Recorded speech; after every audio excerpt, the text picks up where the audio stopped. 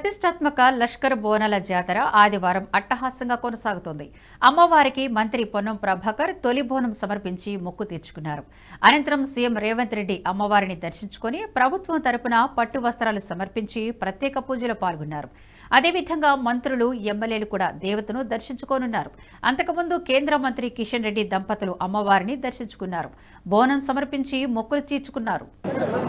బోనాల పండుగ శుభ సందర్భంగా ఇక్కడ ఉన్నటువంటి ఎలక్ట్రానిక్ మీడియా ద్వారా తెలంగాణ ప్రజలకు మరి ఉమ్మడి రాష్ట్రంగా ఉన్నటువంటి ఆ ప్రజలకు అందరికీ కూడా బోనాల పండుగ శుభాకాంక్షలు తెలియజేసుకుంటూ గత 200 సంవత్సరాల నుండి ఉజ్జయిని మాంకాళి జాతర ఎంతో అంగరంగ వైభవంగా జరుపుకుంటా ఉన్నటువంటి ఈ సందర్భంలో గౌరవ ముఖ్యమంత్రి గారి రాష్ట్ర మరి పండుగగా ప్రకటించిన తర్వాత రాష్ట్రం తరఫున ప్రత్యేకంగా ముఖ్యమంత్రి గారు శ్రద్ధ వహించి ఉన్నటువంటి అన్ని దేవాలయాలకు ధూపదీప నైవేద్యాలు అందించాలని ఎప్పుడు లేని విధంగా ఏ టెంపుల్లలో ఎలాగా సౌకర్యాలు కావాలనో అలాగా మరి ప్రభుత్వ ద్వారా ఎండోమెంట్ ద్వారా డబ్బులను ఇప్పించి ఉన్నటువంటి సరిపోకుండే అవి కూడా డబ్బులను పెంచేటువంటి కార్యక్రమాన్ని చేసినటువంటి ముఖ్యమంత్రి గారికి ఈ మీడియా ద్వారా నేను ధన్యవాదాలు కోల్పోయారనే ఆలోచనతోని ఉజ్జయిని నుంచి తీసుకొచ్చి ఇక్కడ అమ్మవారిని స్థాపించిన తర్వాత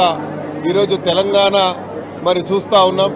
మరి మొన్నటి వరకు కూడా వర్షాలు లేవు అని చెప్పి చాలామంది కొంచెము ఆందోళన ఉంటే అమ్మవారి అనుగ్రహంతో ఈరోజు ఉన్నటువంటి చెరువులు కానీ కుంటలు కానీ అన్నీ కూడా ఈరోజు ఉన్నటువంటి అన్ని జలాశయాలన్నీ కూడా నిండిపోయి సస్యశ్యామలం అవుతున్నటువంటి తెలంగాణకు అమ్మవారి ఆశీస్సులు ఉండాలని ముఖ్యమంత్రి గారు మొన్న ప్రవేశపెట్టినటువంటి రైతు రుణమాఫీ గురించి కూడా మరి రైతులు ఎంతో పండుగ చేస్తున్నటువంటి ఈ సందర్భంలో దాంతోపాటు ఎంబడే వర్షాలు రావడం అనేది రాష్ట్ర ప్రజలకు ఇది శుభసూచకంగా నేను భావిస్తూ ముఖ్యమంత్రి గారికి ఇలాగే అమ్మవారి ఆశీస్సులు ఉండాలని.